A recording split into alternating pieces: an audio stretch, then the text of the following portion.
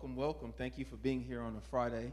My name is Alan Brooks. I am the president of the I am the president of the award-winning Merced County Chapter, yes. NAACP. Clap it up. Yes, yes, yes.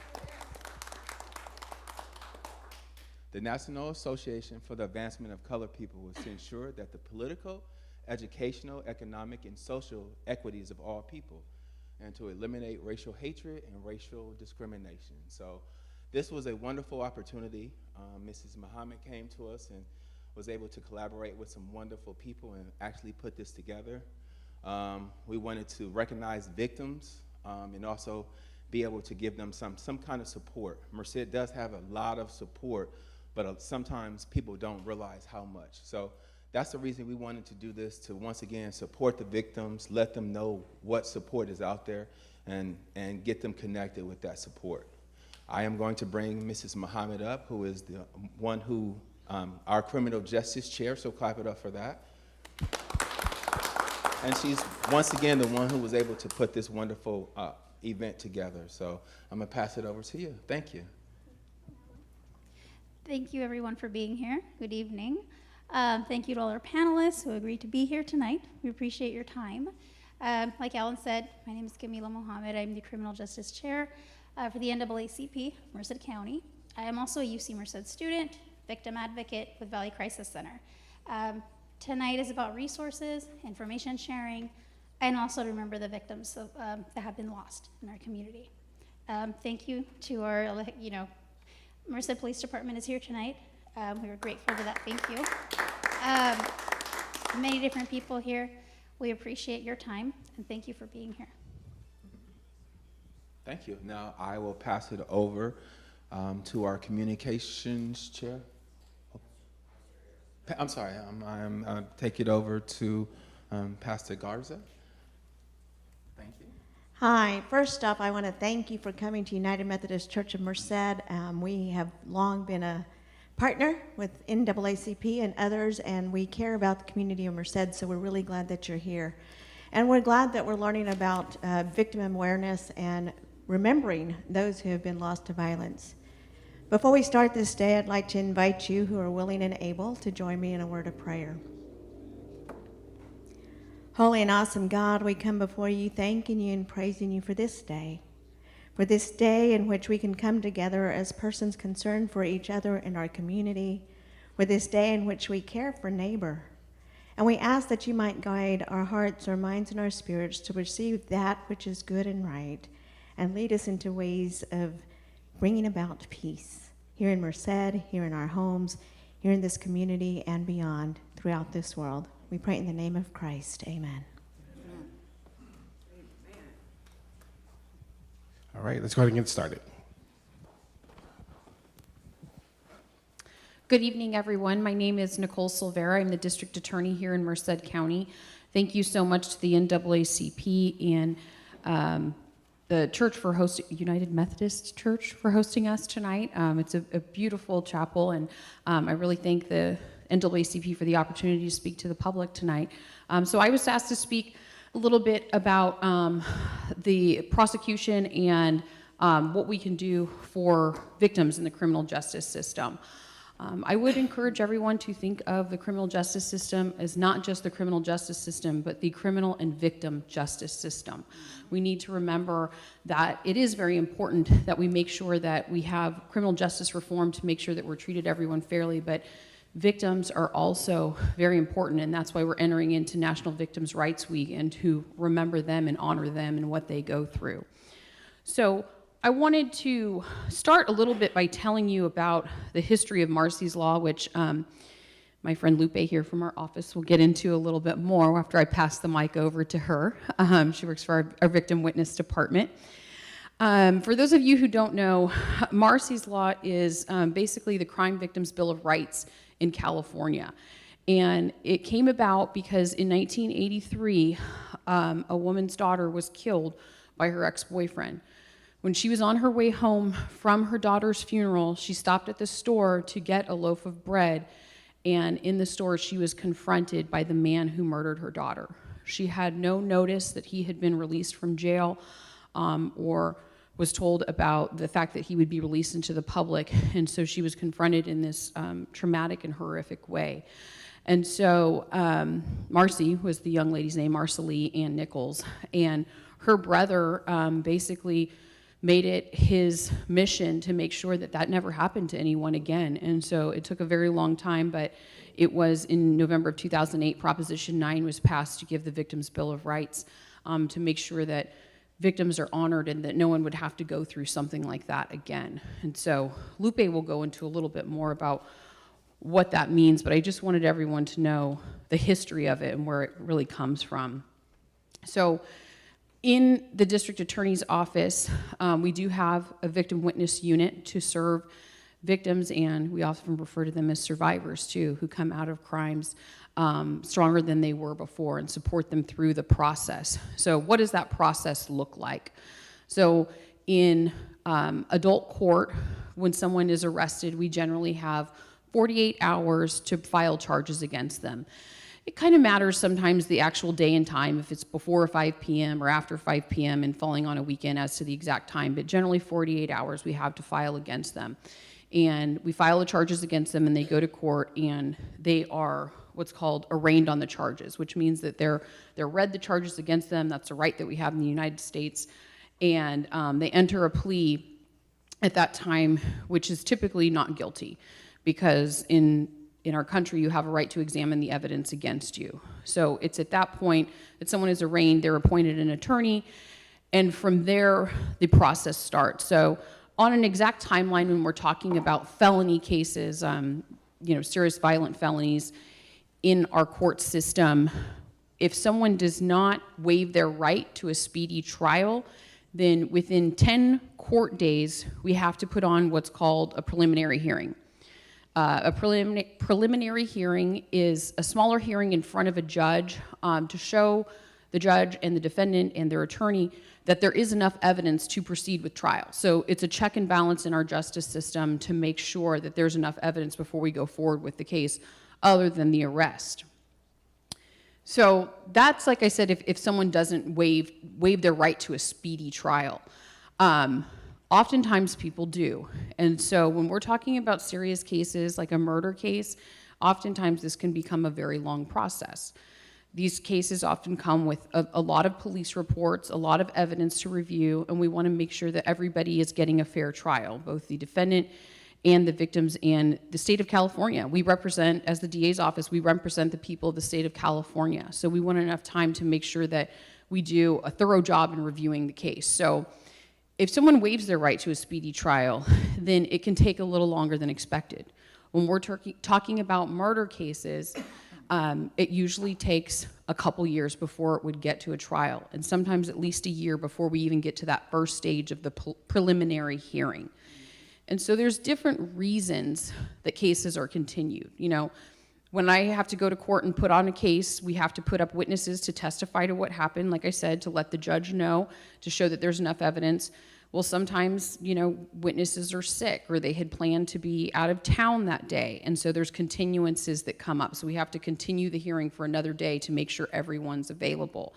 Or there are times when maybe new evidence came in and we have to review that. Or maybe the victims aren't available to be present for the hearing because that's a right that they have. And so there's different reasons that can come up as to why there's a delay in the system. And it can seem very frustrating, but I can assure you everyone is still working diligently. So if you're going through this, that's why we have our advocates in our office to support you through that process, to let you know why these things are happening. And just because it seems like it's moving slow doesn't mean that no one's paying attention. We're still working hard on the case. There's just certain things that are beyond our control. So once we get to a preliminary hearing, after that, then it's time for a jury trial. So usually they're arraigned on it's called another charging document. It's called an information. It just states the same charges that we proved at the preliminary hearing. And then we would go to a jury trial. So in California, it is 12 people from the community, and it is unanimous verdict. And so we have to prove our case beyond a reasonable doubt to 12 people that the crime occurred here in Merced. And it's after that that we go to sentencing, which can also be another hearing. And that's when victims have a chance to tell the judge and have the defendant hear how this crime has affected them, what this has done to them. And so that is really something that can be a healing process for a lot of people. It can be very therapeutic for them to be able to stand up in court and say, this is what this crime did to me and did to my family. And sometimes, people don't choose to do that, and we will read the statement for them. We will stand up there and do it for them so that their voice can still be heard, even if they don't choose to do it. Our juvenile system is a little different. Juvenile system is, cases are confidential, so we don't, you don't hear about them very often, what's going on in court, because there's rules on confidentiality in them. And they first go through the probation department before they come to our office. So probation department does a preliminary review because the juvenile justice system is entirely aimed at rehabilitation. And so we want it to be that way. We want kids, who make mistakes when they're, 14, 15 years old. If they make a mistake, vandalizing something, stealing a car, we don't want them punished for the rest of their life for that. We want to be able to teach them, like, this is not what we do in society. We treat other people with respect and teach them tools to deal with that. So the juvenile system is entirely aimed at rehabilitation. And so there are certain cases when people are 16 years or older and commit a certain class of crimes, very violent crimes, murder usually, in which we can apply, we being the district attorney's office, can apply to transfer them to adult court. So their case will be heard in adult court and they will be tried as an adult. But before you get to that, there is a hearing that is heard by a judge in which they listen to evidence about the crime, about the juvenile's past. Have they had a chance to be rehabilitated before? Do they understand the nature of the crime? Different factors that a judge weighs before deciding should someone be charged as an adult and face adult consequences for that. So if that happens, then it would be charged to, transferred to adult court, and it would kind of follow then the same process that I explained to you. So that's really the difference, is that in our adult system, it is more of a punitive system, but we also have ways that we're looking to treat people, because a lot of times people, when they're in our criminal justice system, they're facing issues of their own, whether it be with mental health, with drug abuse. And so we look for different ways as to how are we going to make this person the most productive member of society and keep the community safe. We want to keep the community safe and make sure that the people of California are represented. So sometimes doing that, it means sending someone to prison, and making sure that that person is taken out of society so that we can keep our community safe. But sometimes it means putting them in a drug treatment program so that they can get help to deal with their problem, so that when they come out, they're not continuing to victimize other people. Some of the most successful things that I've seen, is when I'm in court on a Monday morning and a guy that, went to a drug treatment program 2 years ago, and he walks in and I don't recognize him anymore, because he's completely turned his life around and he's become a productive member of society. And so those are things that we look for in the justice system, ways that we can help other people, but always keeping victims' rights in mind. I can tell you that I have seen before, some very terrible crimes in which victims were able to make peace with offenders in certain cases because they realized that there were other things that were affecting the person at that time. So it's always important to us to make sure that victims' voices are heard and that they are being served in the process. So I will let Lupe tell you a little bit more about that. Nicole. Well, I'm Lupe Gonzalez, and I do not like speaking in a microphone. So one of the things that we do with victims and witnesses is we meet with them with the DA to let them know what's happening in the case, what's being charged, what are their thoughts of what they want to see happen in the case is very important. And most of the times we can schedule these meetings in person, but sometimes we have done it over the phone or also via Zoom. some of our victims and witnesses are out of the county or out of state. But we try to keep them updated on everything that's happening. And then the other part is, like Nicole said, that this can be a long process. We let them know when the court dates are, and if they're needed to be present. And then also, once we get into the point of a trial, if they want to be there, we let them know when they can be there and when they can't. Because during jury selection, that's not the time they need to be present. But the other part too is once we get that guilty verdict or a negotiated plea, is that they have an opportunity to do a victim impact statement. And that's where I really, really push that they put something either on paper or that they are present so they can say those words. And I always remind them that this is their last opportunity to have their voice heard. Let them be in the courtroom hearing this, and that person has to sit there and listen to what the victim and witnesses have to say. I always remind them we're in the court and we have to be respectful. Judge is kind of lenient, but not always. And then the other part is about restitution. We need to make sure that that victim and that witness is put back together, like Humpty Dumpty type of thing, getting their bills paid if they have any medical bills, funeral expenses if we have to get that reimbursed, or relocated. We've helped many people relocate because they can't go to the same place because of the trauma or just it's not safe for them. I think that's it. I said a lot. But again, just keeping everybody in the loop of what's happening with the case. And sometimes we do get victims who they're like, where's this at and how come you haven't pressed charges? And we get the little email going to the DA that's assigned to it and say, hey, what's the status on this? Victim is calling. And unfortunately, our attorneys have a large caseload. So sometimes that little email is a reminder for them to look at it. And then they'll tell me, hey, I'll look at it and get an answer to you by the end of the week. I'm good. And I let the victim know, and then we keep in connection with that. I think that's it. Are we taking this? Did I cover everything? Yes. Okay. Are there any questions for them? Any questions? You mentioned that you're allowed to give the, oh, sorry. Do I need the mic? You mentioned that you're allowed to give the impact statement at trial. How many are typically allowed? So that's at the end. Oh man, the microphone. Okay, all right. Okay. Hello?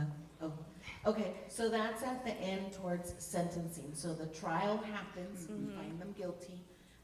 Then a probation report gets ordered. And then that, it's like, what, 30 days? Usually. It's the right in Yes. They have a right to have it within 20 days, but most people, like I said, waive that right to have it within 20 days. So yeah, it's usually about a month out sentencing. But the impact statement, there's laws protecting, victims' rights on that issue as well. So there's really no number limit as to how many people can give it. You just have to be impacted by what happened in some way. And I will just say too, Lupe reminded me that I talked about, going prelim to trial. A lot of cases do resolve with a plea before we go to a jury trial. Most cases do. And so, but we have the same impact statements at that point as well, if that's what victims wish to do. Okay, thank you.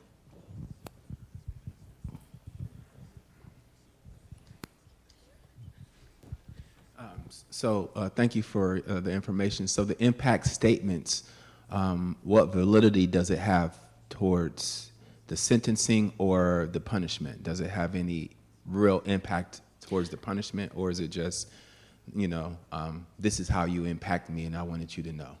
So it can be either way. So we have some cases that we don't make an offer on, and if someone pleads just to the charges, that the actual charges that they're charged with, and we have a full sentencing hearing, and the judge will say, well, first I want to hear from the victims and see how they feel about this before I decide what the sentence should be. The same with jury trial. After we go to jury trial and we go sentencing, it's not always a definite what the number is that someone will be sentenced to after trial. You know, sometimes it can be anywhere from probation to different terms in prison, different number of years. And so the judge absolutely is required to take that into account. Then there are other times when it's already an agreed sentence and we've already talked to the victims about it, and they've, you know, we've explained to them why we think this is the best thing to do, and they know what it's going to be, but they still want to have their day in court and have their voices be heard. So it can be both. Okay, question for Lupe. We know you love the mic, so Love it. what are all the resources out there for them through the DA's office outside of the court?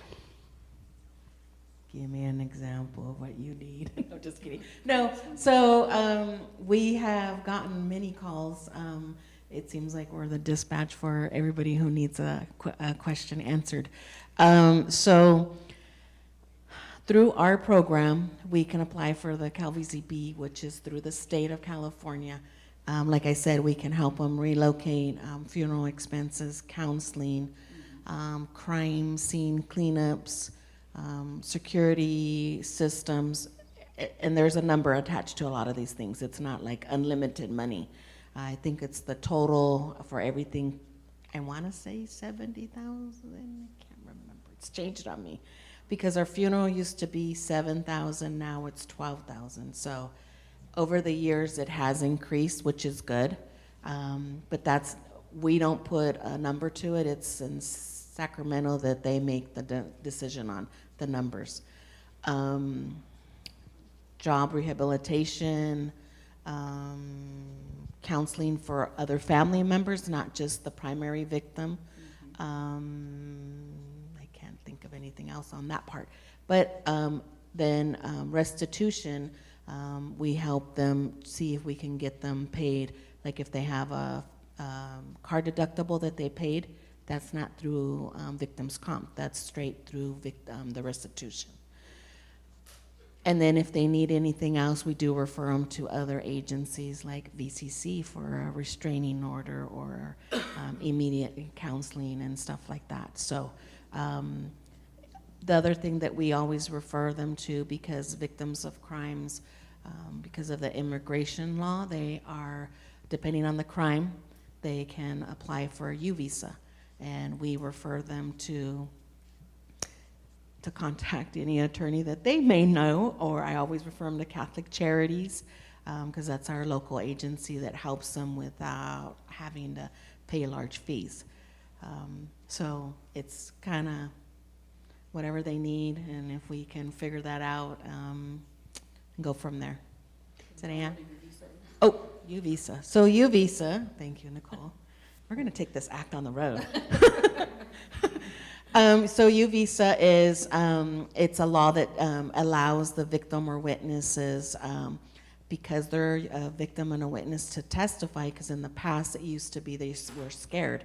And so they made that law that they can testify, and if they were cooperating with prosecution and everything, our office can sign off on the form saying that they were a valued person that gave testimony or interviewed by the officers and what have you, and were able to successfully prosecute the defendant. So that is a long process, and we just sign one form and that's it. And then they have to do the legwork of getting the report and everything else, so, yeah. Thank you. Question, as far as what are the parameters when we're talking about victims helping with the funeral? For example, you know, a lot of times we might see people collecting money for their loved ones because of a funeral. So if I see someone like that, and if they're a victim of a crime, then I can refer them to you guys and you help them with the funeral costs? So it depends on the crime, and here's the clincher, and we're seeing this more often than not. If they contributed to their own undoing, then the program is going to probably deny that application. The funeral homes are in this area are very knowledgeable, and if they're meeting with the family and they are hearing that they were a victim of a crime, they refer them to our office. And so they're pretty good about that. And so it really just depends on that police report and how involved they were. But if they're truly a victim, then yes. But we can never say it's a definite looks good. We just do the application, submit it to our claims department in Sacramento, and they're the ones that make the decision. So for those cases that end up in death and persons are trying to access those benefits, what's the turnaround? It used to be, and why I'm saying used to, because now they're changing. We used to be able to have a verbal when we would submit the claim to our the application to our claims department. We would be able to have a verbal from the claims department that everything looks good, it looks like it's gonna get approved, and they would contact the funeral home letting them know that this is what's happening. We would let the family know, but now we're being told that it's gonna be a reimbursement only now. And to be very honest with you, over the last couple of months, we have seen the claims take longer and reimbursing anything and everything. And that's, again, that's in the claims department in Sacramento, totally out of our hands. All right, thank you so much. You're welcome. Next? You can Okay. pass it. There you go. I think we're done for now. Thank you. You guys did a wonderful job. Excellent. And good job answering the questions. That was great. Yes, good job, Nicole. So I would like to thank the NAACP for having this wonderful coming together. You guys always do wonderful things in the community, and we appreciate you. I would also like to thank, I met our wonderful brother today. Sir, can you stand really quickly? Yes, Craig. Mr. Craig, the chief of police. Hi. His last name is Gunlock. He did approach me and my mother. We're with Conduits Do It Consulting, and he just spoke to us so nicely. That was really nice. I'm going to find you some recruits. I'll do that for your area. And our brother in the community. Brother, can you stand? Thank you for letting us know about what's going on in the community. What was your name? Mr. Lee. Journey for Justice. Absolutely. Yes. Thank you for sharing your information. And then our sister who invited us. Please, can you stand? We know you don't like to. You're like Mom. You like to stay in the background. But we appreciate the coming together. And thank you for putting this on, ma'am. What was your name, Miss Mohammed? Yeah, thank you. This was a great idea. So what we're going to talk about today, and I'm sorry, I have to slow down, because Mom, do you want to speak first? We have 10 minutes and 10 minutes. Okay, okay. So we're from Conduits Doing Consulting, and I did work this morning. I'm just saying, I'm not trying to get no one to feel sorry for me, but I went in at 6 a.m. and I got off at 5. But it's an honor and a privilege to be here tonight, just to be in your presence, because it feels good here. It feels like what we're doing for the community is needed, and that everyone who sacrificed to be here, that is just a beautiful thing. So I really feel good in this room tonight. Thank you for the prayer, the opening prayer. It was beautiful. And so I just want to thank everyone for being here. So Conduits Do It Consulting is a multi-generational, it's me, my mom started it. Mama, you're amazing. Her name is Miss Beverly Wilson Hayes. Mama, will you stand? Yes. And Mother began 30 years ago speaking to the community. She's went all over the world. She just came back from London, and we spoke at the London retreat. And for that, I got to be online because my job wouldn't allow me to fly, but she got to go. And it was a really nice thing. But Conduits Do It Consulting is here, based out of Merced, California. And what we do is generational wealth, health, and well-being. We have a lot of clients on the first and third Saturday of every month. You can go online, and we actually host the 5 stages of grief, and that's what we're going to talk about today. For our victims that are in the house, we just want to tell you, our hearts are victims too, and that we share what you have went through. Many of us in here have been victims of different things. But what's nice about the 5 stages of grief is that we can all heal together. So in the 5 stages of grief, we'll go right into it. And Mama, I don't want to take up your 10 minutes because I'm sure I've been about 3 in. Okay, it looks like I have about 7 more minutes left. What I wanted to say is the 5 stages of grief, we'll start out. Does anyone know the first stage of the grieving process? Ooh, well, you got that's the resolution. That's the key to the grieving process. You know the answer. That's the answer. It's denial. Thank you, love. So we'll be going through life, you know, before COVID hit. We were in like 2019 and everything was going quite fine. And then a loss occurs. That loss could be the loss of a relationship. That loss could be, you know, maybe a family member harming us. It really could be anything. It could be a divorce. It could be a death. It could be the loss of your job. For a lot of us, when COVID hit, it was the loss of connection to our family members and just being withdrawn and things changing so extremely. So at any time, we could all be grieving at one time, but I just want to take you through the process. So the first stage of the grieving process is denial. Do you know denial is a natural high? Denial is that initial thing where you're just in shock and you're kind of withdrawn, like, what just happened right now? You ever been in that stage of denial? If you're in the stage of denial, you're on a natural high. It's actually like an endorphin high.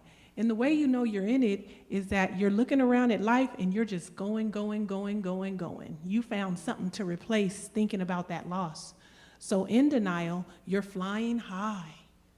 And also, while you're in the stage of denial, there can be a numbness. I liken denial to if someone gets into a car accident and then they get hurt. And you know you have to keep them warm so they don't go into shock. Denial is a place of shock. You know, you ever seen somebody, what it looks like to the outside person when someone's in the stage of denial, it kind of looks like they're going a little crazy. It looks like they're losing it a little, and that's not the right word, but the right word is, it looks like they're kind of disconnected from life because they're just trying to maintain. But guess what? Denial's normal. It's a normal thing to go through. It's part of the grieving process. It's humanity, it's human. The second stage of the grieving process, because we can only stay high so long, we bounce down to anger. Anger is this inside thing. You ever been around somebody who's angry and you didn't understand? They were probably grieving and they didn't even know. When you're angry, that anger is like energy inside of you just shooting straight out. The person who's nearest to you catches the backlash. And we don't mean to be mean to our loved ones, but what's going on is the grief has to move.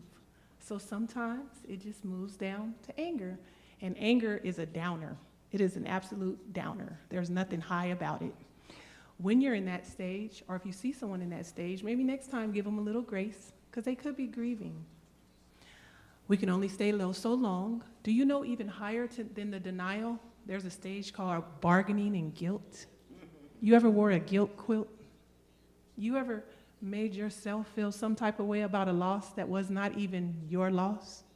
It wasn't even your fault. When you really thought about it outside of the loss, you're blaming yourself, but you had nothing to do with that. It's that if, coulda, woulda, and shoulda. Maybe if I would have just, maybe if I could have just. That's what that is. It's that bargaining and guilt. I liken bargaining and guilt to if someone's falling down a hole and they're trying to hold on to the sides, trying to make sense of the loss. When you find yourself in bargaining and guilt, please whisper that I'm just human and I'm just going through a natural process of grief. We can only stay high so long. Then we bounce down lower than anger, where our inner anger was outside hitting our family members. Now depression and sadness has set in and it attacks us. You know that stage where you say, close the blinds, turn off the phone, and I'm not here. That stage. Maybe it's pull the covers over your head. In that stage, some have been successful in suicide. You have to be careful in that stage. We get to be sad, but we can't stay there. The reason why I enjoy the grieving process, and I've been teaching it for years, and I think it's so helpful to others, is that if we just understand that it's a natural flow to life, and that as long as we keep moving through it, we're okay. And it is okay to sit in a place and say, hey, I'm mad. Hey, I'm sad. Hey, I'm judging myself today. Just observing that, right? So in that sadness place, you want to make sure you reach out to a coach. We're coaches. Maybe you want to reach out to your church. You may want to reach out to a clinician, but you need to reach out to someone. You can't hold that by yourself. The fifth stage of the grieving process, as our wonderful president of the NAACP has just told us, is acceptance. It's the resolution of grief. You ever been sitting in grief and you'd really like to get out of it because you've been ping-ponging for 20 years, wishing you could move past something? I promise you, the key is letting go. I promise you. So in acceptance, oh, Mama, it looks like it's your turn. Yeah, it's your turn, Mama. In acceptance, what you want to make sure you do is let go. That you talk to someone, that you understand that what you've been feeling, the reason why we're stuck in it is because we haven't moved on. And we can make steps to move on. Those are the 5 stages of grief. Come on, Mama. Hello. My name is Beverly Wilson Hayes, and I am part of Conduits Do It. I love being a part of this. I really appreciate what we heard from the district attorney's office, and I've heard some. I love hearing from all of you as we gathered. One thing that we want you to know is that we have been in this community giving a free sessions for people. First, it started out at New Beginnings, working with the ladies there that were having a hard time getting help, you know, through the drug courts and different stuff like that. And what we offer is a model that is built in simplicity, and it's a spiritual-based psychology. And what it does is we are taught from the inside of us to speak to people in their own language. You know, if a person is going through something and they're talking a lot of slang, well then we allow that person to be where they are. That's not as important to us as holding space for them to get everything out that they were feeling. And in the course of that little interaction, we are trained to hear how they see it, how they're viewing the world. And a lot of times, the way a person is viewing the world actually gravitates them. Well, it's true for all of us. It gravitates us to where we're going. This model is based on 3 principles called mind, divine consciousness, and divine thought. So, when I was growing up, getting in trouble in juvenile days, every time they sent me to what they call mental health, all I heard was the pathology. So when I first heard about this, I was like, I don't want to hear all that, stuff about you saying it's about mental health, but you're telling me that people got a disease and that people are, you're this and you got low self-esteem and all this stuff. Well, this model was completely different. And my heart led me there because what I heard was the truth. And the truth of the matter is that deep inside of each and every one of us, there's something that we call well-being. We call it innate, inborn mental health. We teach and help people to see that self-esteem, we are self-esteem. We point people in a direction, and people grasp it, and they pick up their boots, and they go home and change their lives. I don't have enough time to tell you about it, but I do have time to let you know that it took me to Oakland, California to work in one of the worst crime-ridden housing developments there is, 69th Village and 65th Village. And then that took me home. I have worked with, from police officers to board members to the school, training everybody at the school, from the principal down to the janitor. And the main thing that I think this model does is it teaches people to recognize that a lot of crimes that are being committed are simply because the person doesn't have an idea, a self-identity that allows them to know that they have love and respect. And we point them inside of that. We can't give it to them, but we can hold it up and speak to them in their own language. And they pick it up, and they pick it up fast. And it's just a joy and a pleasure. I've been doing this 33 years, and I hope I get to do it 33 more. And thank you for letting me share.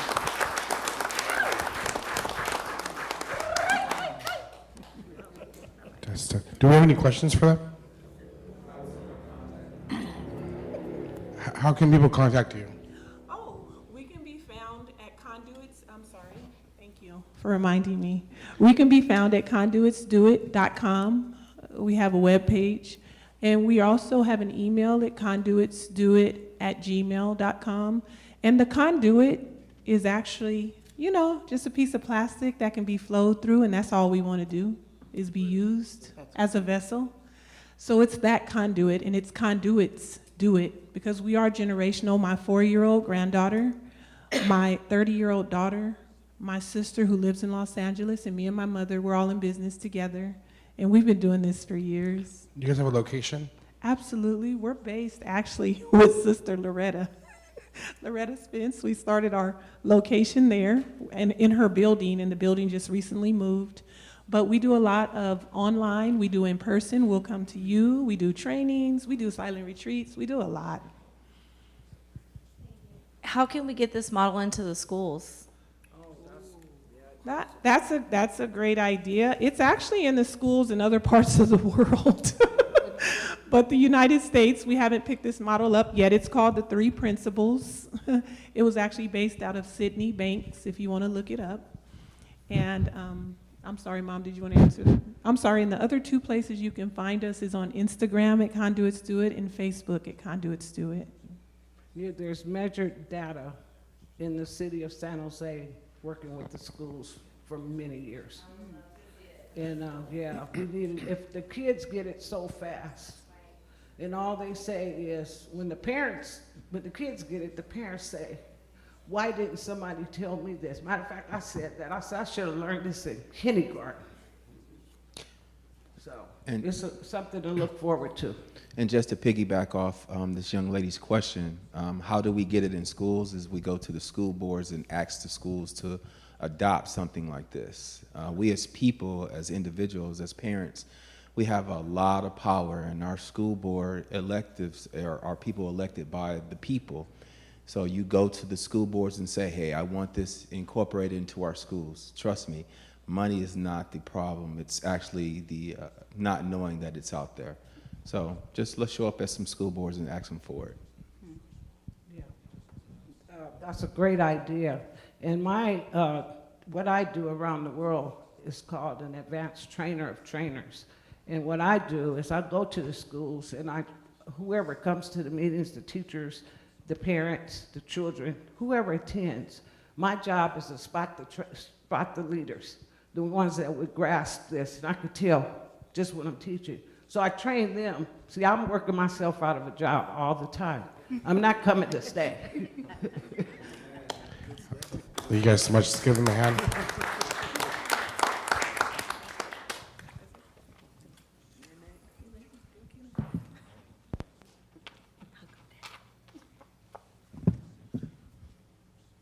Hello, everyone. My name is Patrick Reitke. I'm a detective with the Merced Police Department. I want to thank the NAACP and the opportunity to come speak with you individuals.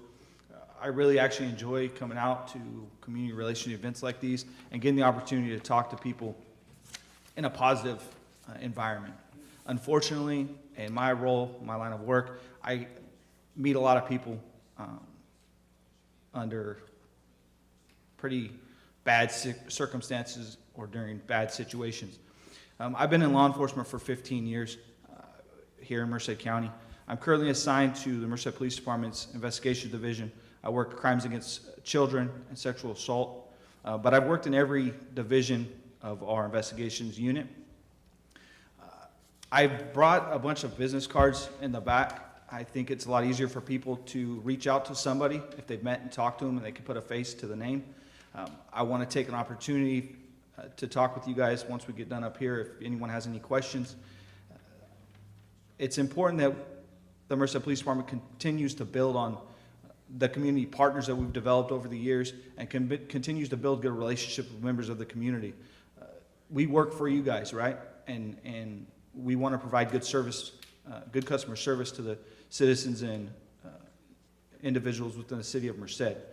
Nicole and Lupe were nice enough to steal the victims' rights stuff that I was going to talk about originally, so I apologize.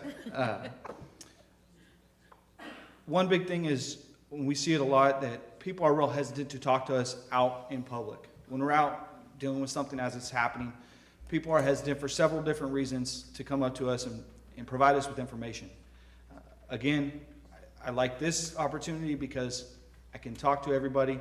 They'll feel more comfortable. Maybe I can get them to call me 2 or 3 days later when we're still working on a case or working on an investigation. They might not necessarily want to talk to us on scene because of the people that are there. You guys may know somebody, unfortunately maybe a relative or friend or an associate, the victim of some type of crime. They're hesitant to cooperate with law enforcement. Maybe you guys can be that mediator to motivate them to reach out to us, to assist us with our investigation. Obviously, we want to close all of our open cases and handle our investigations as quickly as possible and get resolution for the victims and the victims' families. So you guys can potentially help us help victims of crimes, right? And if you guys have children or other family members that come to you and have questions or they're concerned and they want to reach out, grab one of my cards, please give me a call. If it's not something I'm directly dealing with, I'll make sure I get you in contact with the right person within the department. I can help you get in contact with Lupe or somebody from the district attorney's office if you're having troubles there. The biggest thing is us at the Merced Police Department, we want to help everyone here in the community. So take advantage of this opportunity if you guys have questions. Can I add? Any questions? I want to just add something.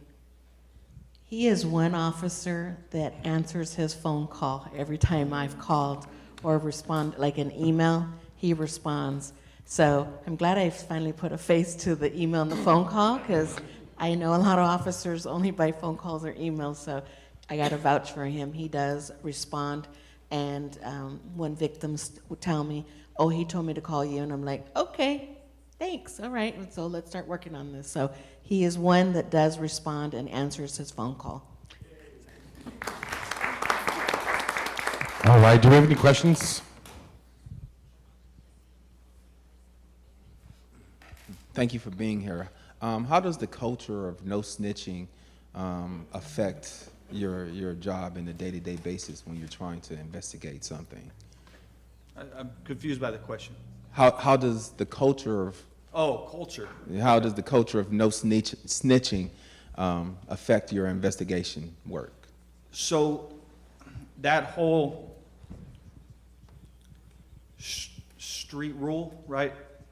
No snitching. We probably all heard it. I worked gang crimes for several years during my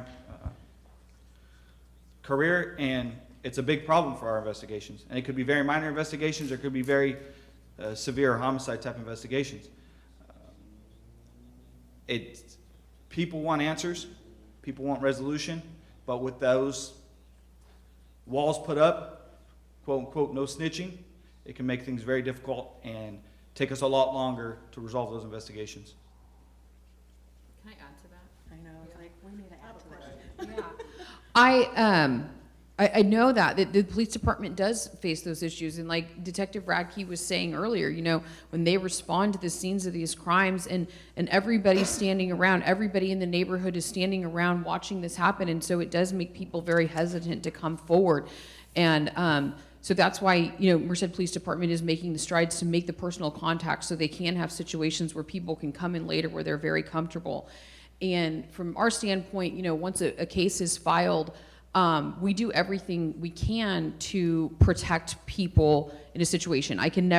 I always say I can never guarantee your safety. I never want to say I guarantee someone's safety, but we can do everything that we can to make people feel more comfortable throughout the process. I've had investigators take them to court. The courthouse is very cooperative. When people don't want to walk or sit in the hallway in the courtroom when they have to testify, we bring them in through the back so they don't have to sit out there,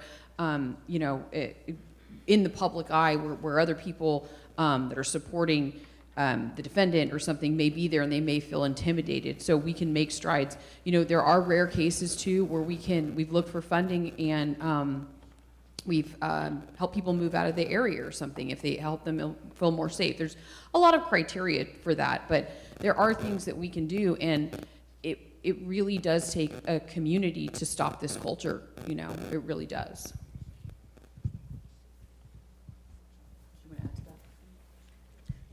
Well, I kind of do want to add to it.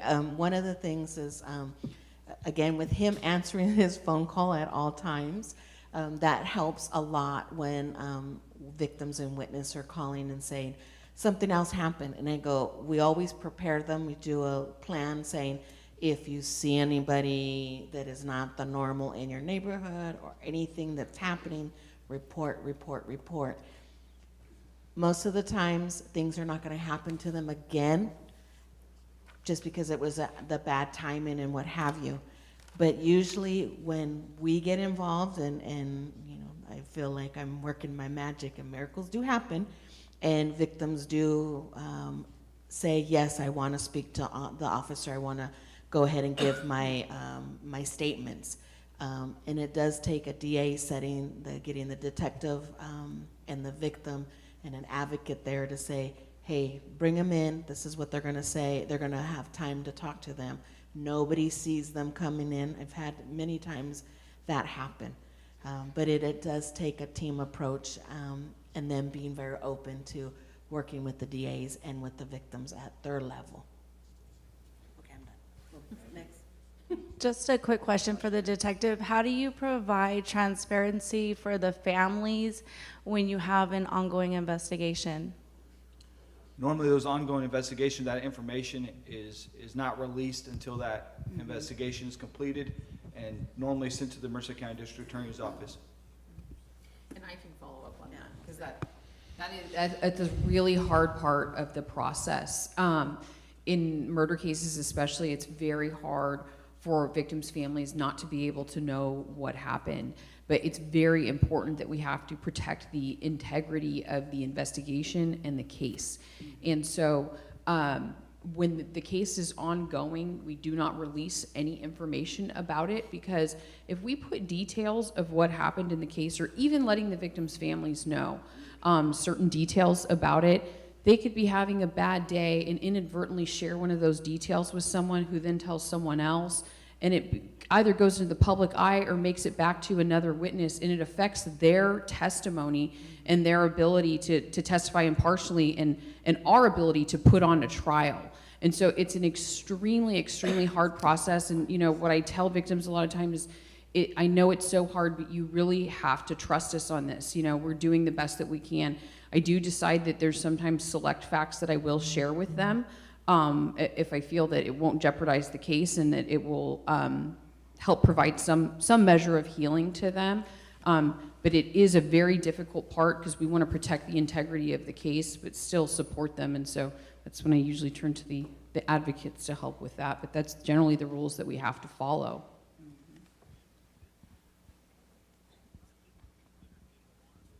Can I ask a question also? Is it okay to ask a question? Of course. I was just wondering, I know one of the things that we work with is the health of the helper, and you were saying with your line of business, you have to maybe review the files, the electronic files and specific information. What do you do for yourself to stay healed and not traumatized with maybe some of the information that you have to take in? I can imagine that you take in a lot of information that's hard. Yes. We need that too. So I'm lucky enough to have two great children. So when I'm not at work, I coach sports, I go camping, I do outdoor stuff to clear my mind. You're correct, we do see some things that, I don't know, most people probably shouldn't see, unfortunately. We have an app through the police department that we're also able to access different resources, counseling, stuff like that if it's needed. That's how I decompress personally. And just to answer that question a little bit more too, that's part of why I'm here as a chaplain. So I'm also there. So I spend a lot of time with the officers, just as a ministry of presence.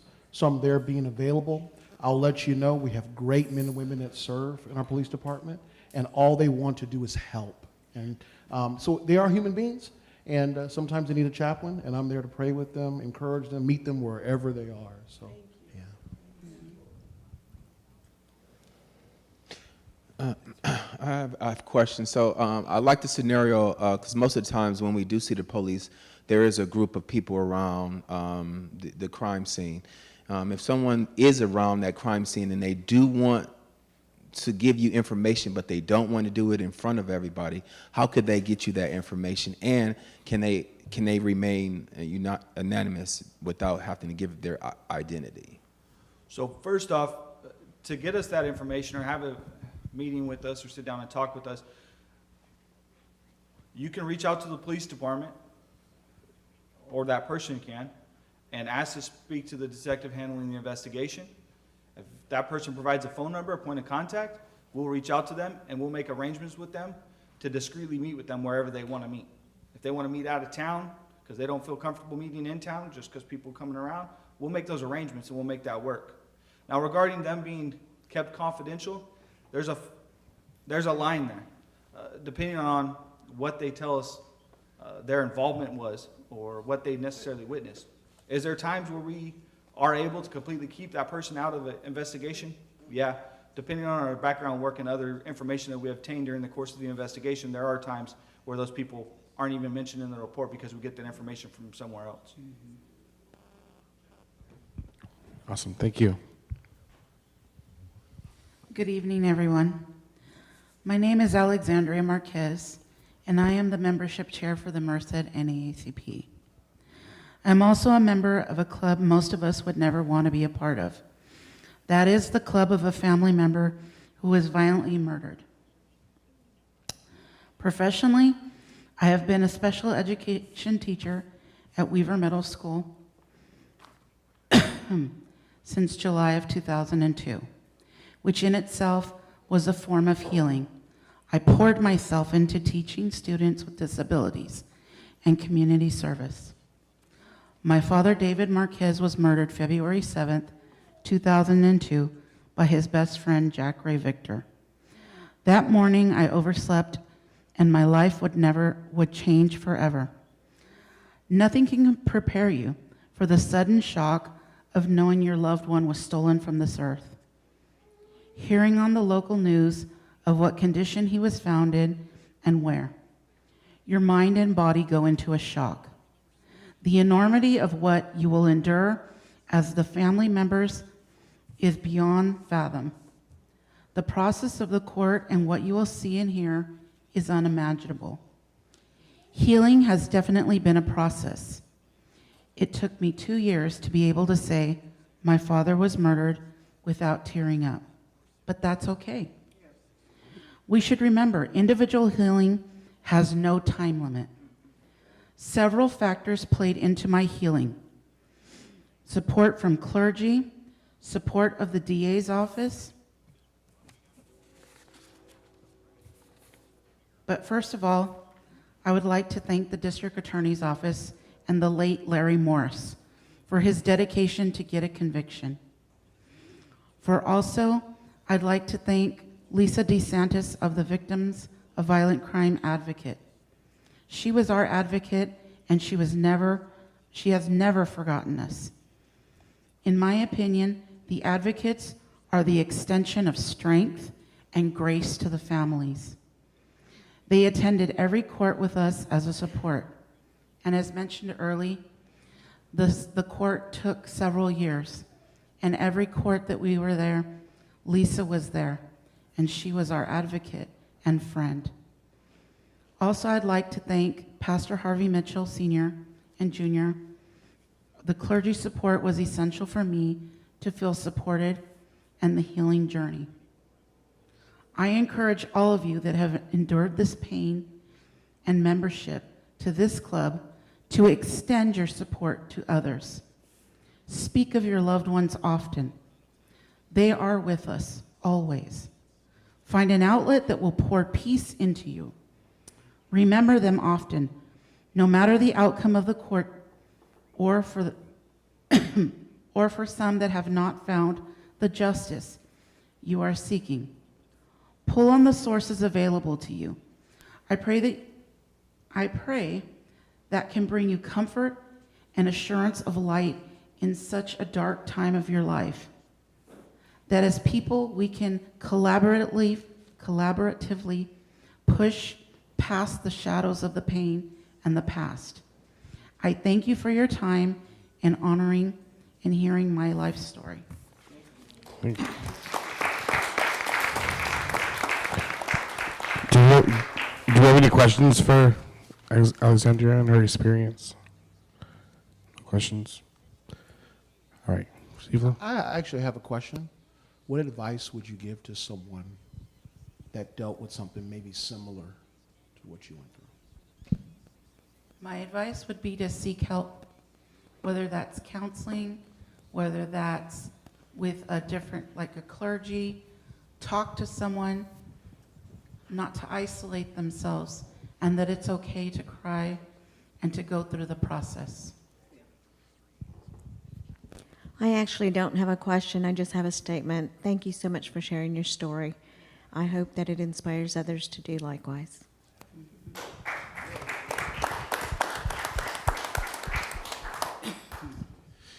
Thank you for sharing that. And having gone through that, you had some praise and some kind words for the folks that were there to support you.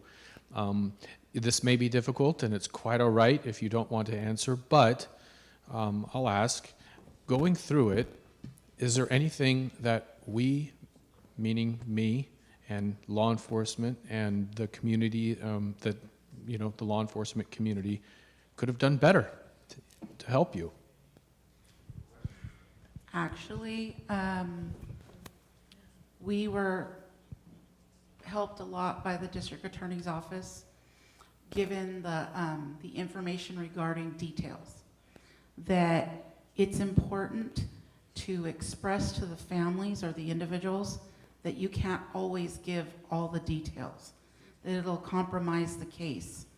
So in saying that, the district attorney at the time, the late Larry Morris, and Lisa explained to us that they basically couldn't give us play for play because that would cause the case to either be thrown or biased or not given the justice that needed to come forward. So I think it's important to make that clear to the families, that it's not that you're lying or covering up, but that it's important not to compromise the case. Just to express that to them for the understanding of it. Great answer. Thank you.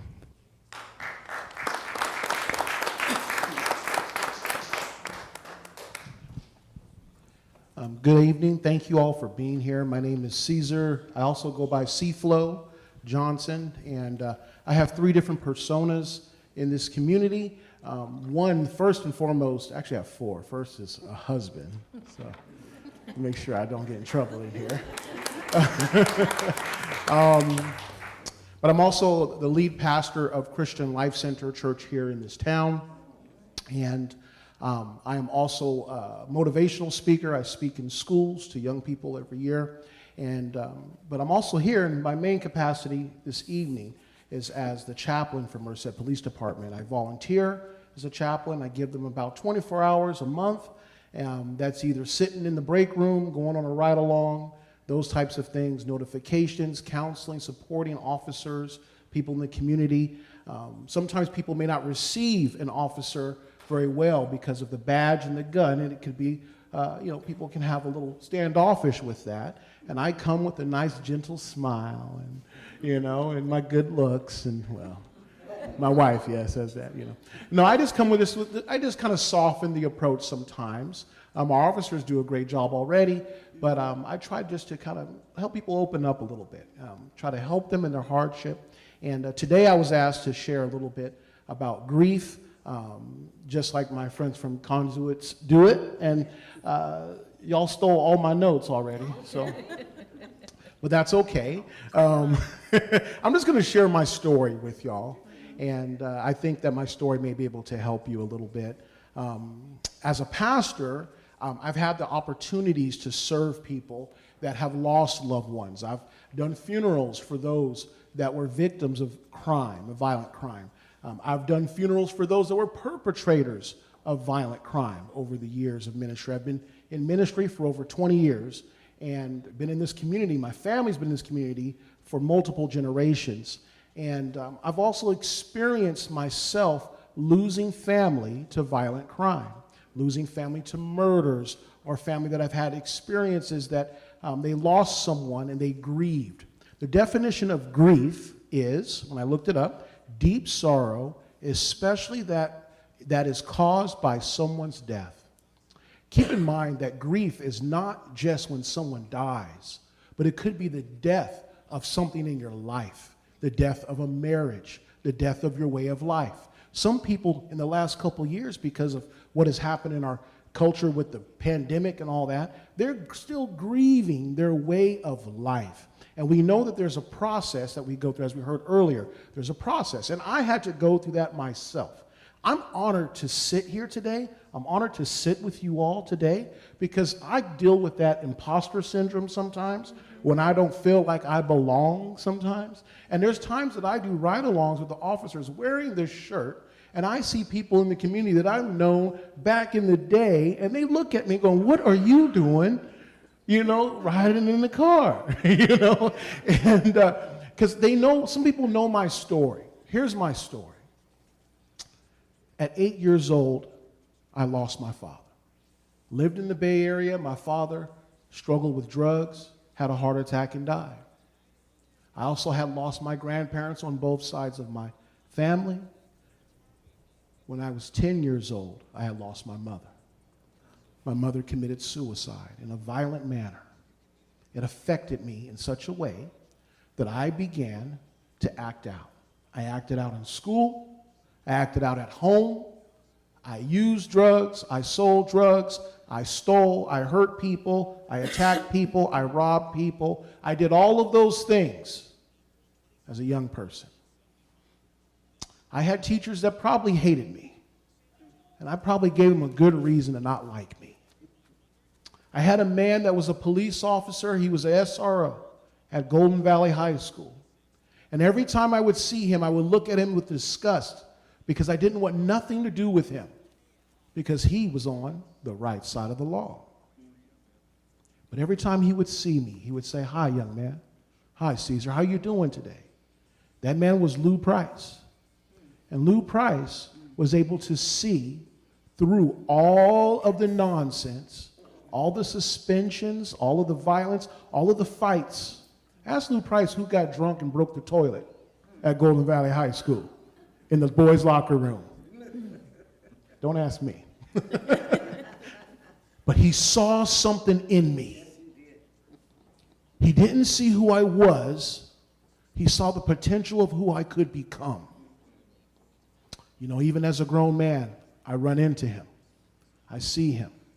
I see him in the gym. See him at the restaurant somewhere. And I always thank him for believing in me, pouring into me, encouraging me.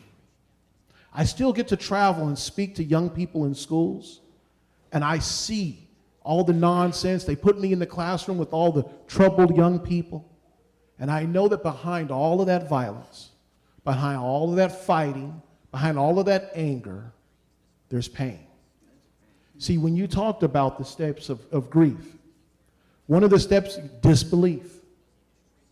When I had found out that my mother had committed suicide, this is the woman that nurtured me. This is the woman that took care of me. I wondered, was it real? Is it really real that my mommy is gone? My mom was a great woman, worked in a high-rise in downtown San Francisco. We lived in the suburbs. She took care of us, but she struggled with depression because she witnessed violent acts from her father when she was a child and never was able to deal with it and to overcome it. I remember being angry that my mother left me and left my sister. I was forced to move from San Francisco with family that I knew to live here in Merced with family that I knew but not quite as much.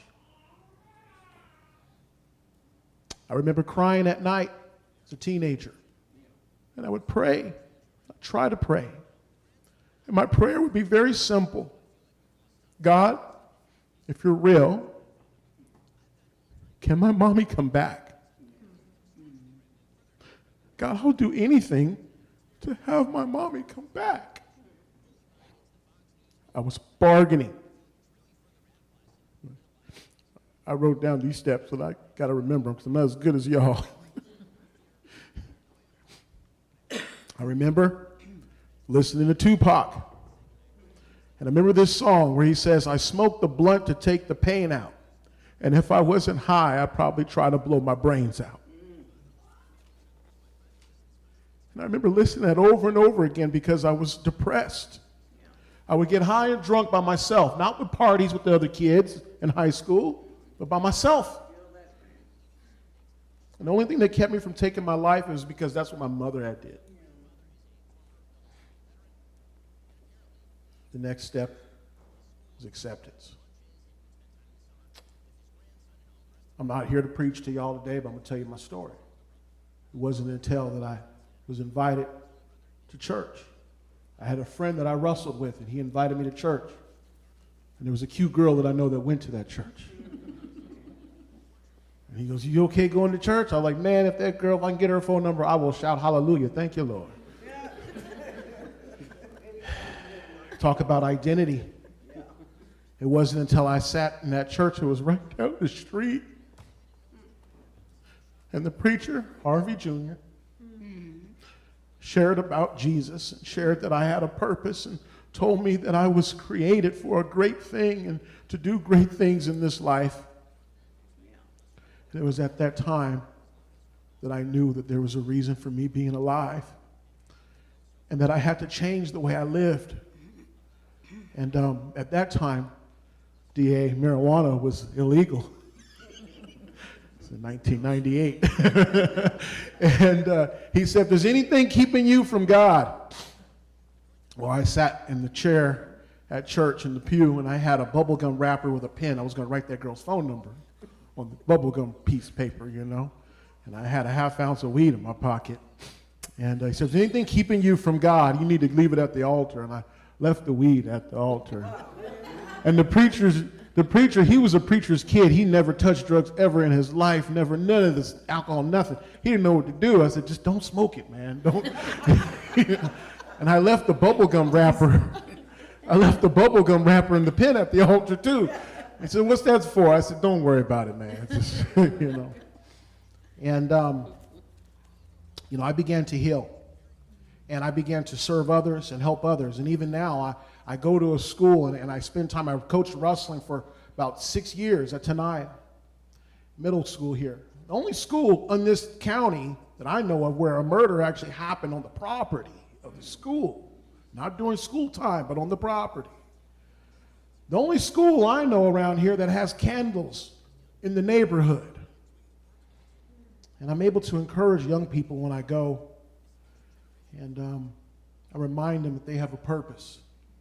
There's a reason for them being alive, that they have value. I'm able to do that because of the fact that I realize that I have value.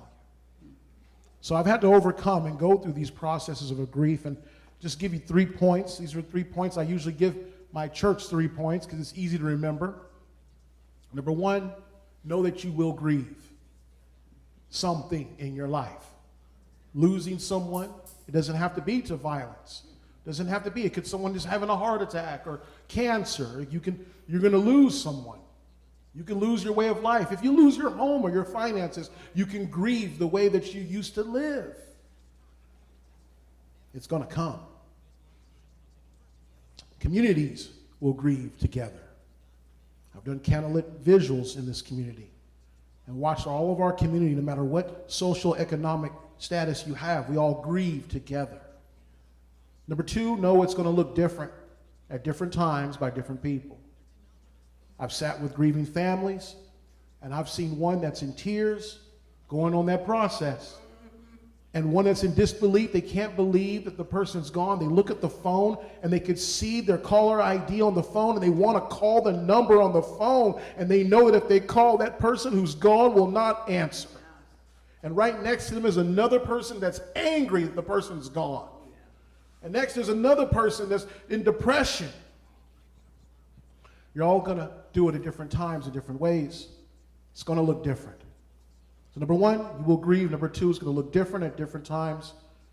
And number three, to overcome grief and go through the process and get through it is to learn to cope with it and process in a healthy way. I've known people, and myself, that have used drugs, alcohol, anything to give you that little dopamine rush. I've known people that have used pornography to get a rush because they were grieving the loss of something or someone. I would encourage you to not deal with it that way. Lean on a healthy support group. If you have family, call on your family.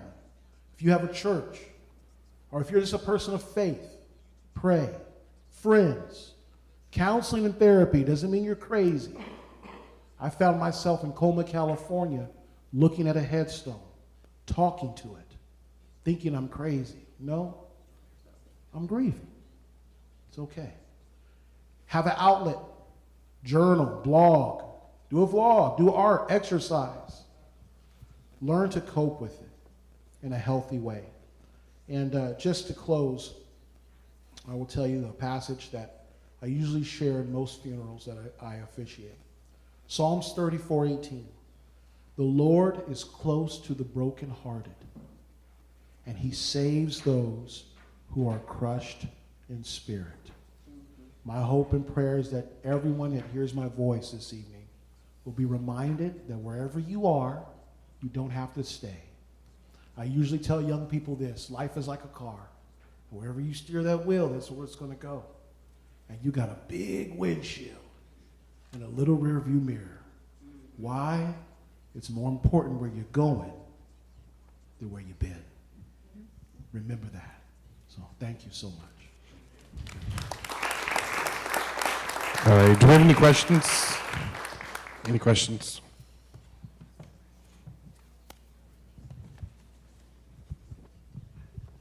Thank you, Ciflo. I wanted to ask, do you work with ACE Survivors Group? Dave Lockridge, ACE Overcomers? Yeah, Dave Lockridge actually has been all over, he goes all over the nation.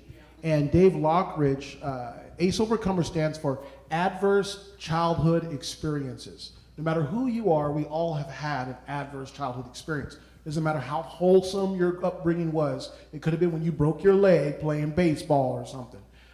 And actually at our church, Christian Life Center, we do have an ACE Overcomers class that is every Sunday at 5:30. There are also other ACE Overcomer classes that happen in Merced County. And you could probably just Google ACE Overcomers and find it as well, yeah. Any other questions? All right, Ms. Sandoval. I'm sorry, just really quick, Mr. Craig, my daughter is right out there. She's waiting for you, right at the door. Yeah. She's trying to leave, and I told her I'd tell. Hi, Glam babies. And that's the great-grandbaby right there? Go get her, Craig. Well, I have a question for the pastor here. Yeah. What years were you at Golden Valley?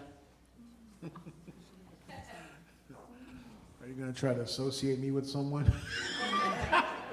I graduated Golden Valley in 1999.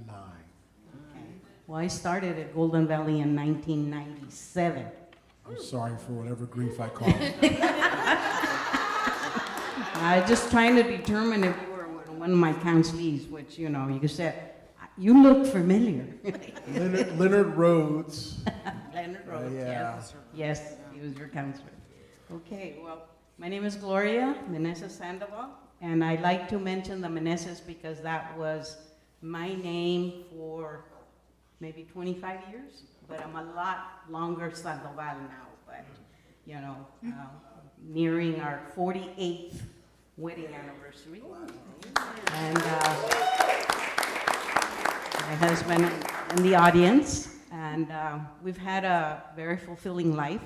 We even have 2 great-grandkids. Of course, we don't have nothing to do with that, right? But our family is pretty diverse. We have African-American families, we have Hmong families, we have indigenous, we have Mexicans in our family.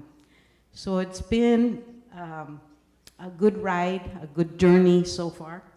And talking about journey, I've been working with the California Central Valley Journey for Justice for locally, actually 17 years, going on 18 years, long time. We're a small group. We are not a 501c3. We don't have a lot of money. And our members actually support the work that we do. And we have active, very caring people. We have the president of our group here in the audience also, Lee Greenwald. And he's courageous to carry the baton. So what I have just a little bit of a different approach. What I'd like to do is we share this saying in our meetings. It's called In La Quech. It's a Mayan meaning. It says, Tú eres mi otro yo. You are my other me. Si te hago daño a ti, if I do harm to you, me hago daño a mí mismo. I do harm to myself. Si te amo y respeto, if I love and respect you, me amo y respeto yo. I love and respect myself. This is attributed to Luis Valdez, who was part of the Teatro Campesino, and it was a long time ago. I also want to share that I'm sure that many of you have heard, do unto others as you would like others to do unto you, which we call the Golden Rule. And then many will probably know the 10 Commandments. Thou shalt not have other gods before me. Thou shalt not make unto thee any graven image. I had to look up graven because I didn't know what that meant, but it means other figures, I guess, images. Okay, says, thou shalt not take the name of the Lord thy God in vain. Remember the Sabbath day to keep it holy. Honor thy father and thy mother. Thou shalt not kill. Thou shalt not commit adultery. And thou shalt not steal. And then one last thing you might be less familiar with is the United Nations Universal Declaration of Human Rights, which is a document that Eleanor Roosevelt, the wife of the president, was able to fulfill in 1948. So as the Journey for Justice, we actually celebrate our Human Rights Day yearly, and it's based on this declaration. Even one additional, thing I must mention is that Merced County had a proclamation on the victim rights, and that's from the 23rd to the 29th, I believe. And there's a victim witness event at noon on the 25th. So, one of the things, the reason that I bring these different things up is that it doesn't seem like everybody's following these. We actually have pretty much of a broken world. And what is causing that? What's causing a broken world is the divisions in our community. But I would say it's not so much the religion, it's the political. And I want to say that even more than the political is our economic divisions. And I think that that is being presented in our communities in a lot of ways that people don't have, like the homeless. You know, there's tendencies for people to want to blame the homeless for being homeless. So that's the same as if somebody gets, killed, it's your own fault. You shouldn't have been there. You shouldn't have done that. So it's a little idiotic, a little hard to have it be a common sense. Another thing I know a while back, as I was just on a Zoom when someone presented, because the 420 was the marijuana, day. And so I was interested in knowing more about that, and they presented information regarding the history. And so I was reminded that these plants, were used ages ago. And maybe we didn't always know when that smoke pipe was sent around. Do we really believe it was tobacco? I mean, there's just a lot of things that we don't know about. But a more recent example that I want to give is that I know that police or law enforcement were kept really busy busting people with possession, with smoking, with selling. But now, actually, the city is getting paid to, by the dispensaries that we have to cover the police costs, the firefighter costs, the road, whatever. So, I kind of think that our young people are really confused about seeing a lot of these contradictions that we're living. We're not really able to express or model some of what we thought before was pretty traditional, and pretty important respect of each other. In fact, I read something that said that we're in a broken world. Why? Well, because here, thou shalt not kill, but yet we have wars galore in our country. Let's not be hypocritical. I don't like to be hypocritical. I like to talk truth, okay? And I try to be, in my 73, going on 74 years, I always try to tell the truth, okay? So, part of it, a perspective on our life is really asking ourselves, what is a crime, okay? Laws are not always just or fair. They are political. And yet, in our communities, we see a lot of expression of entitlement versus unequal opportunities. There's discrimination. We want to try to get a handle on having a community that loves each other, that respects each other, that takes care of each other, but yet, it's not expressed in our community. We don't see it. We don't see it. I believe that what we need to do is figure out how to prevent the fear, the harm, the discrimination that's going on. And, to me, poverty is violence. Food insecurity is violence. Lack of health care is violence. Living wages, not having living wages, not having affordable housing. We've heard that many times over. We've heard people being evicted because of the floods. I mean, did they cause the floods? No. But yet instead of our community coming together, to really try to take care of those that are hurting, those that need the most help, the most vulnerable, we're just not doing that. We have to learn to do that. I did want to share that one of the main things, and I don't know if Jeremy's giving me the word, Sorry. Speed it up, Gloria. I'm just being respectful of time, sorry. Okay.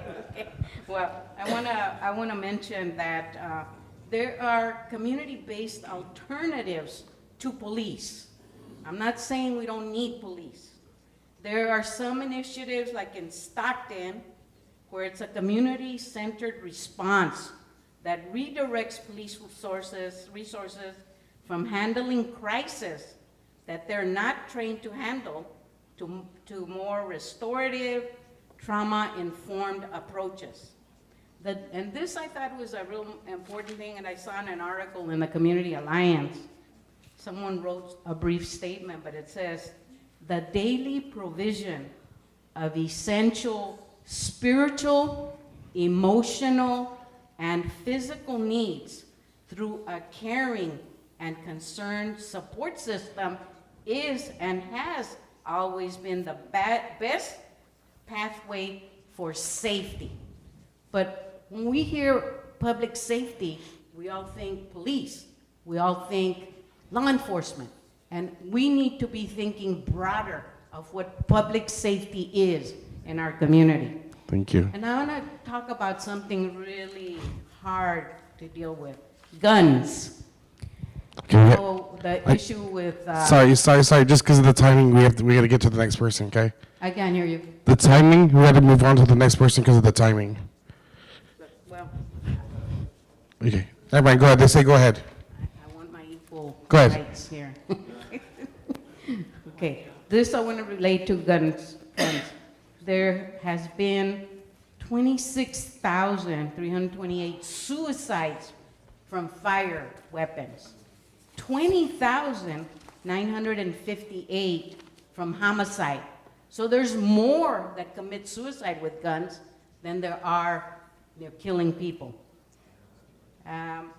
We know that the whole thing even would happen in Tennessee with the recent deaths there, a mass shooting, that the legislature expelled the elected members because they were being rowdy in the state capitol. So this about gun deaths among U.S. children and teens rose 50% in 2 years in our country. My advice is, well, one of the things that I think it's important to mention, that there are 466 million guns in the U.S. The mass shootings in the U.S. have risen. And I think to myself, sometimes what they end up doing is killing a bunch of people and then kill themselves. Or else, is that a suicide? You know, or maybe police or law enforcement kill them so they don't continue to kill other innocent victims. But my thing is that we really need to listen to each other. We need to educate ourselves. We need to attend meetings and events and join community groups. Care about community. And I want to advise, also recommend that people join the Poor People's Campaign, which is a movement. So, you know, just things that have happened in our own community are hard to speak about. Sophia Mason, Jacob, and just last night at the John La Roca Correctional Center, Derek Valentine, 31-year-old, was found unresponsive. But I do happen to know, because I know a little bit more about the story of Jacob, that he was killed in his cell. And there is an ongoing investigation as far as I know. But I think it's these kinds of things that lose trust in our institutions because they're not helping the most vulnerable. You know, so I'll stop there. Thank you. Thank you so much. Thank you. And we have one more person. We have Ms. Camila herself. Any questions for Ms. Sandoval? Any questions? Oh.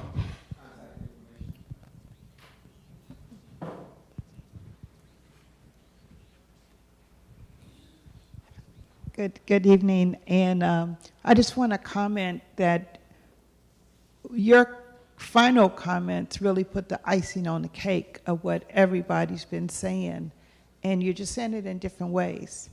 But as an educator, I see it, the pain, and you know, you're talking about meeting the kids where they are. And a lot of the kids, you know, Merced, South Stockton, they come from broken homes. They are the parents of their homes. And so I'm so happy that you shared the 5 steps of grief. You know, a lot of things I know, but not enough. I know enough to be dangerous. So, and you send them to counselors, and sometimes the counselors are doing more harm to those kids than good, because they're not addressing the kids from a cultural, social, emotional, the way we deal with pain and suffering. They're dealing with it from the standpoint of what is the white American way of talking over around the dinner table. Well, a lot of these kids don't have dinner tables, and a lot of them don't eat. Just quickly, I had a student today. She was just in tatters because her father beat her mother down before she was to leave home for school. And so they have 5 kids, and you know, all the kids are low performing, not because they don't want to learn, it's because they have so much other stuff going on in their lives. So, you know, you spend a lot of the time in the classroom just trying to show them love, show them a safe zone. So what you're saying is so true. And, you know, and I think law enforcement is trying to take a different look, a different approach on how they're addressing a lot of the problems, but it does take input and meetings such as this with people who can show other sides of what's going on, not just so much the textbook way of doing things, but what is really going on. Thank you. And I just want to add that I've been dealing with issues in the community, but in particular, my passion is in immigration work. And I know that sometimes when we see TV or whatever, that we, we're selective. We have, we listen to some things and then maybe turn away or tune off. But right now in our country, there's a lot of discrimination going on. People are fleeing their countries, coming to our borders, and there's just some awful things. You know, there's like a military zone in our borders, the way people are being treated.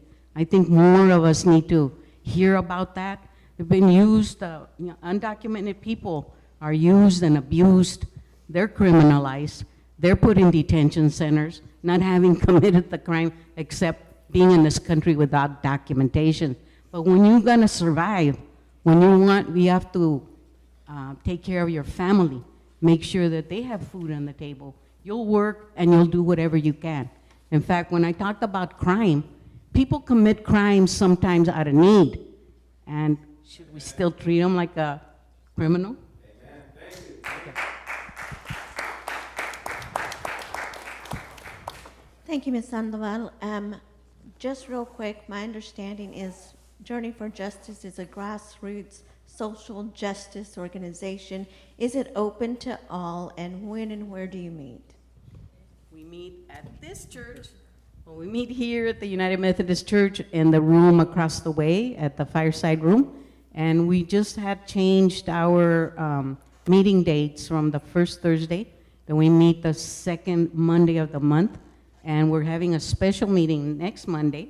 And at 6 o'clock is where we meet there at the Fireside Room. You're all welcome to come. And we do listen to the community as well. Thank you so much. All right. Closing us out, go ahead. Thank you, Gloria, and thank you to everyone.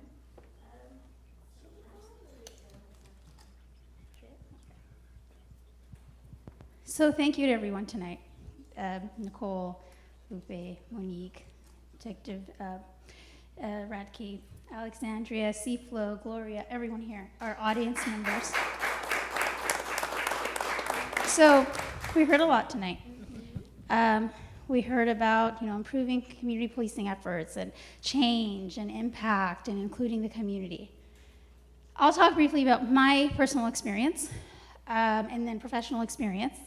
I have had the pleasure of interning inside our DA's office. Wonderful experience, because I got to see these amazing women and the work they do and the compassion and the passion that they have to help victims. So thank you. Wonderful experience, I'll never forget it. But also before that, and even after, me and Lupe have kind of been like really good partners in the community, working on cases, supporting victims, ensuring that victims knew about the resources. If she needed to get a hold of someone at the PD, she could, hey, give me, I haven't heard back. I was like, hey, they're working a big case, really busy, but I'll reach out. And soon enough, I let that officer know, or a detective, and they're like, took care of it. I was just busy. Thank you.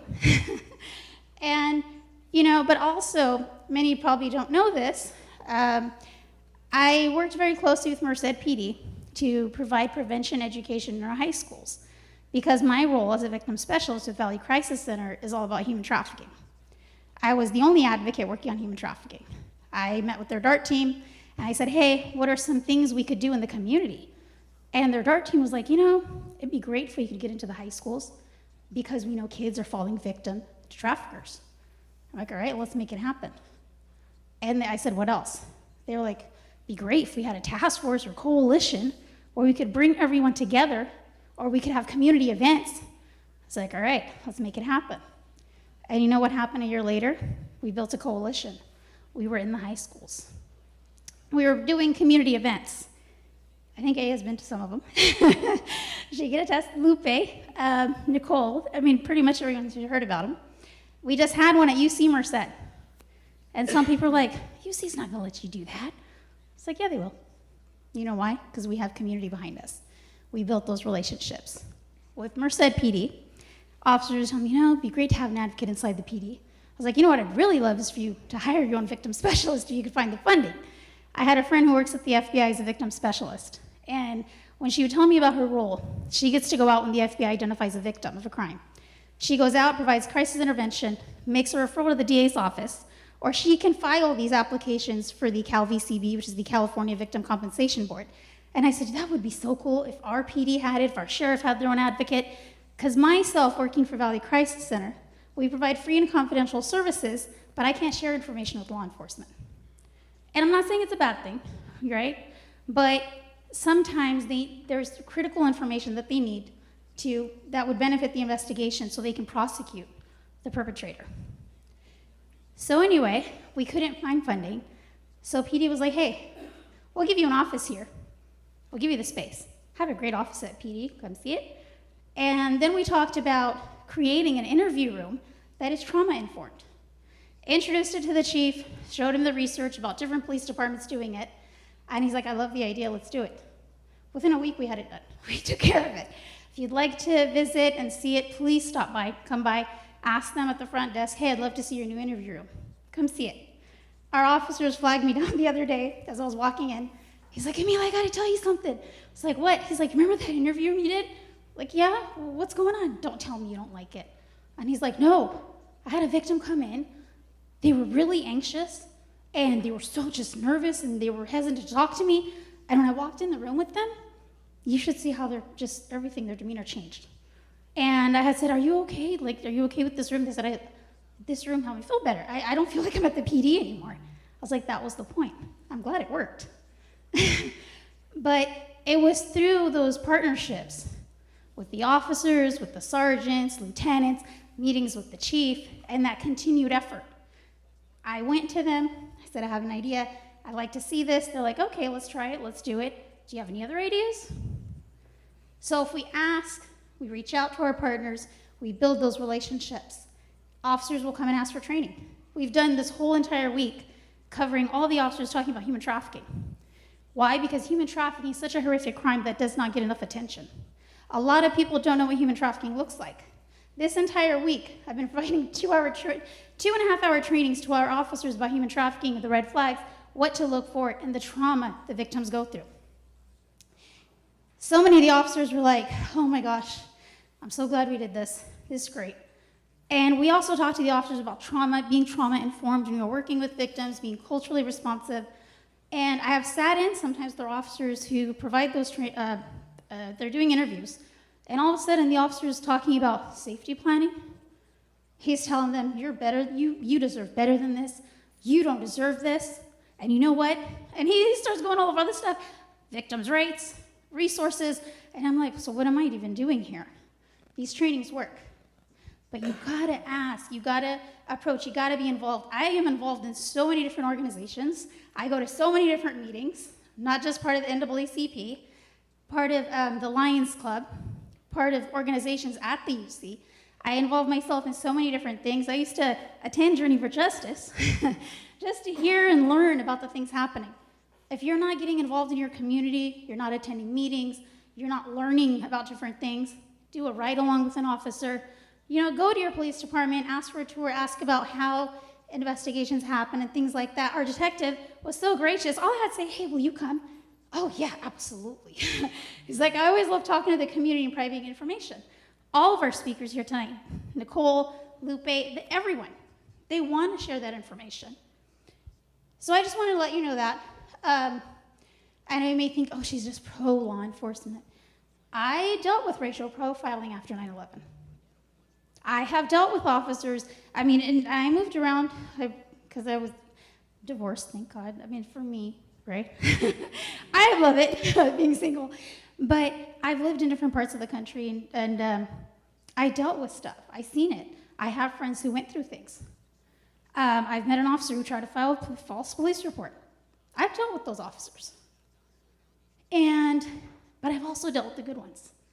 I would not have been able to leave my ex-husband had it not been for law enforcement. And one of them especially supported me, provided me so much information, and was like, I'm available to talk you through anything. If you have second thoughts, if you're scared, let me know. I could text him 10 o'clock at night and he'd respond like that. There are those officers. We have them here in Merced County. I have seen them. I've worked with them. I'm not going to say they're all the same, because they're not. That's the truth.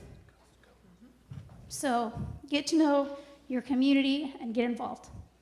And thank you for being here tonight.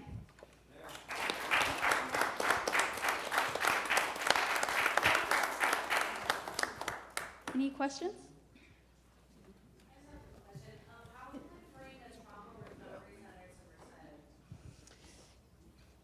That is a community question to talk to maybe our county board, like board of supervisors type of thing. Just like when we go to city council and we ask for things, maybe something like that. I know Nicole had mentioned one time about a family justice center. She'd look into it. She's been wanting to do stuff like that. She's wanted a liaison for their office because she wants someone to go out in the community, do stuff like this when she's not available, but she still makes herself available, even though I know she's crazy busy. But yeah, that's something that we would talk about as a community with our county board of supervisors and talk about how can we make things happen, right? But it's coming to stuff like this, it's getting involved, going to those board meetings and asking for those things. Any other questions?